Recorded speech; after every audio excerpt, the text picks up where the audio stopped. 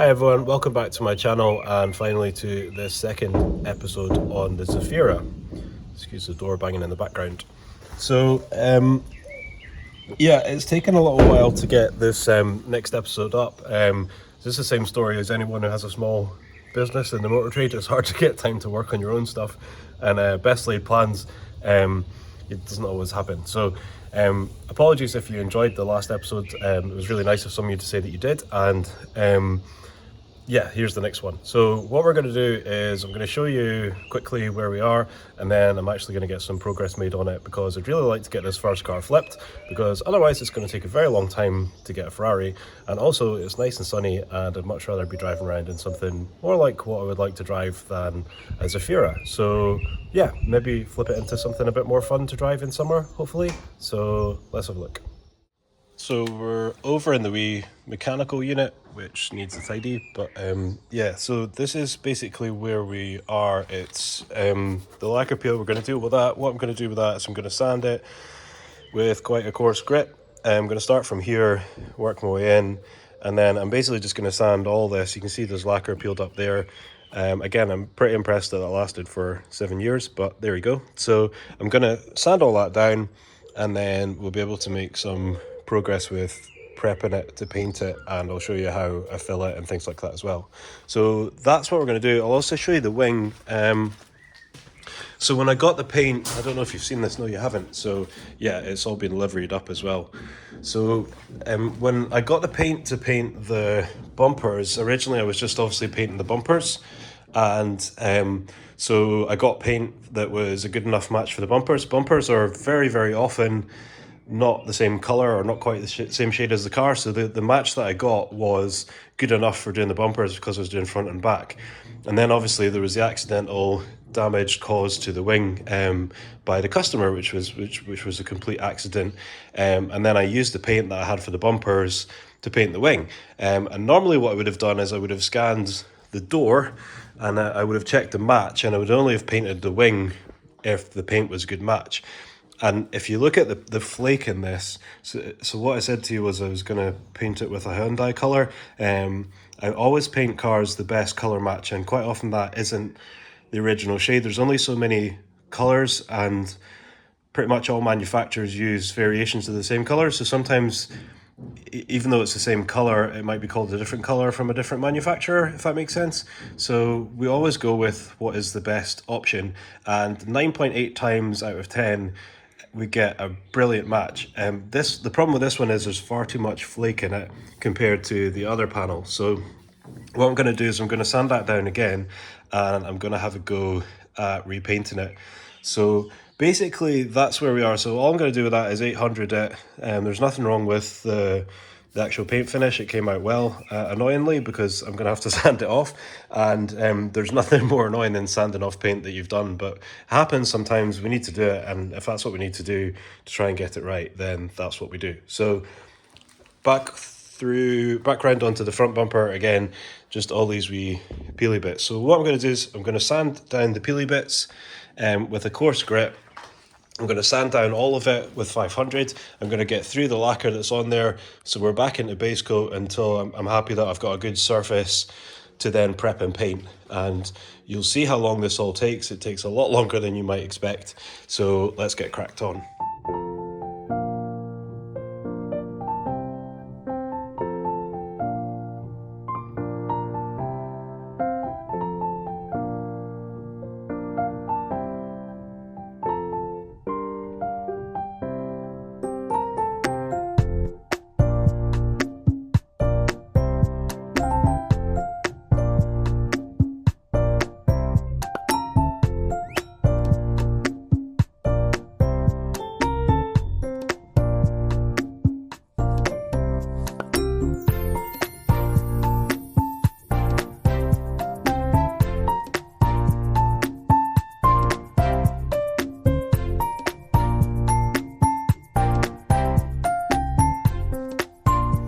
Alright, so made a bit of progress with this. I'll let you have a look, see how it's looking.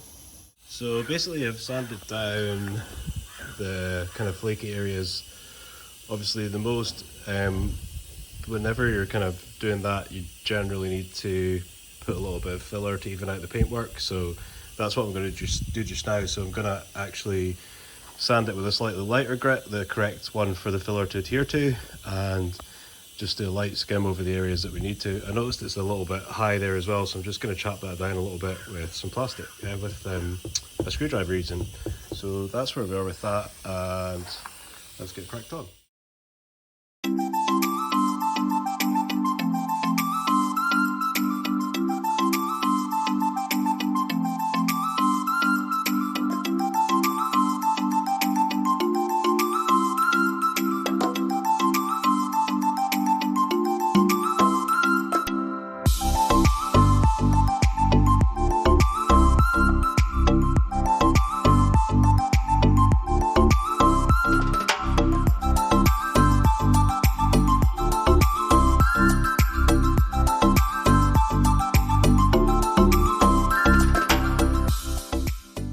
Okay, so just to let you see what's happening, so that's filled and rubbed, so you can see that bit there, that's a bit that's been filled, dried and rubbed off. Obviously there's a couple of little bits there that will need either sanded down further or just a little bit of more filler in there, and that's the other bits that I've just done that are just about to get cured, and the same on the other side. So that's where we are, and once they're okay, I'm happy with them, then basically we'll be priming them, and then so we've got up there as well.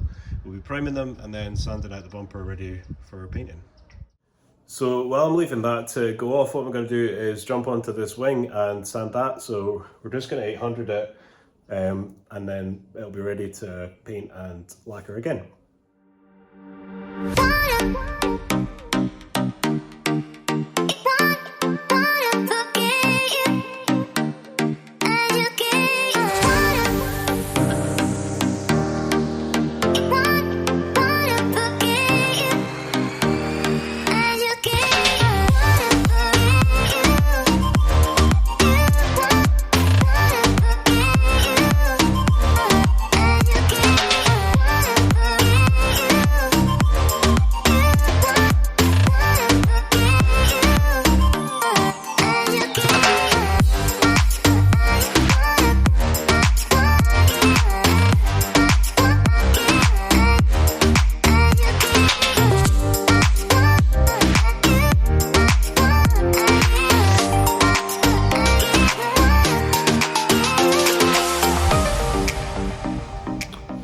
So quite a bit more progress made there, which is good. So I'll just show you where we're at to now.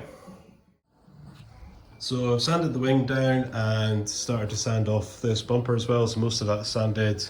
I just need to address the lacquer peel bits on the front bumper. There wasn't as many and they're not as big, so that's quite good. That'll save us a bit of time.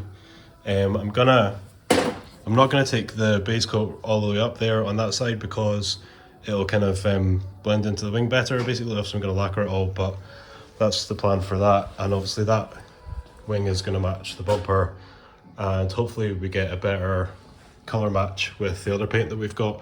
So if it was an expensive car or a customer's car and they wanted to pay, you know, they weren't on a tight budget, then we'd maybe be looking at doing a bigger job, and we'd be possibly blending into doors, blending into pillars, bonnet, stuff like that, but not justified on a car of this age and value. So basically we're going to make sure that it looks nice and tidy for its age, which it already does. It's a really clean car for its age, and that's what we're shooting for with this one.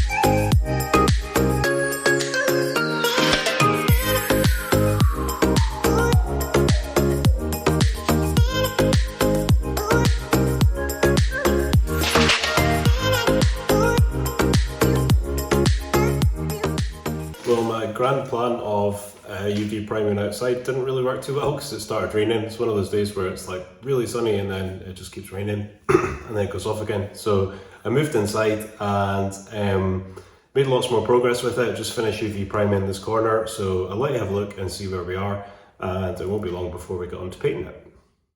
So I've UV primed that corner, that's had a couple of coats, which is plenty for a bumper corner, and basically I'll give it a wee 240, and then we will use a little bit of box standard grey primer just to kind of colour it a bit. That's the only problem with the UV is it's clear. So it's worth using because it gives you a really good build, but sometimes if you're not really want to be basing over black if you can help it with a light colour, because you can end up using a lot more base coat than you would if you just use a little bit of grey primer on it. So it's mostly there, most of it's sanded. That's the next side to get UV primered, so I'll mask that off, just mask it to make a soft edge, and then we'll UV primer that as well. And I think it's only going to be the little bit on the front, yeah, so I filled that little bit there. That just needs sanded down a little bit more, and then we'll mask that off and UV prime that as well. So most of it I managed to just sand out because it wasn't too bad, but bigger bits like that, obviously you need to kind of fill it out just to even out the level of the paint. So we're in good shape. We'll get get those bits UV primered, put a sheet over it, and we'll be masking off final prep for painting. Obviously sanding those wee bits as well in between the light and the badge. So yeah, good progress. Looking forward to getting it done and getting on to something else.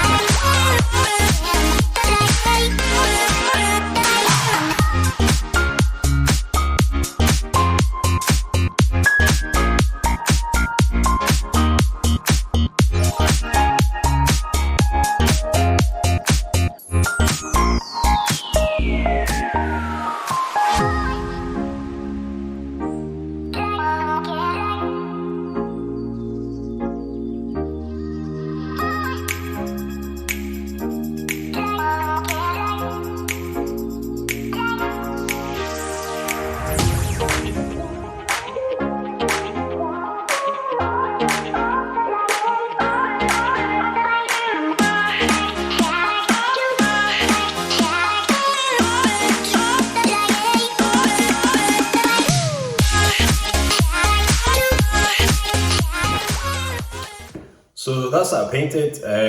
Hopefully you could see a little bit of it. Obviously it was time lapse, so it was pretty quick, a lot quicker than it was for me in real life, but I'll let you have a look and see how it's looking. So excuse all the masking tape on the floor. I do mask things when the car's kind of still a bit wet, so you're just carefully kind of taking it off and chucking it down. So yeah, that's it all painted and all looking good. So happy with that, happy with the colour. Yeah, that's absolutely fine. It's pretty good given it's the factory colour, and obviously the car's 11 years old, so that's all good. Just try not to trip over anything. So wings, that's much more like it as well. It's not got all the extra flake that the other one had, which is brilliant, so it matches up with the bonnet pretty well, so that's good. Yeah, so the best bit is that it's off the gun, so I'm not going to need to sand or polish it, which usually is what I get, but not always. So it can take a massive amount of more time if you have to sand and polish it. So really glad that it's off the gun. And have a quick look at the back bumper as well. So that's come out nice as well. So there we go. So that's that bit done. I'll switch back over. So that'll be the end of this episode 2 on the Zafira. I'm looking forward to selling it. Not that I really mind what I drive at all. It was always about the speed and handling over the looks, as long as it gets me where I need to go. But I do like a fast car, so I'm looking forward to selling it and being able to maybe buy something a bit more fun to drive in summer. So we'll see how we get on with that. In the next episode, I will show you basically what I'm doing when I sell a car. So if you haven't sold cars privately before and you want some tips on it, that's definitely something I can help you with, because I did start in the motor trade in car sales when I was 18. So that's definitely something I'm confident about giving you advice on. So that'll be the next episode. I'll run through all the numbers. I'll also say a bit more about how this is going to work, because I've just kind of jumped into it as usual and not explained what's going on. So that's basically where we are just now, and there are some rules for me, so I'll talk about all that in the next episode. But thanks for watching, hope you enjoyed it, and I'll see you then.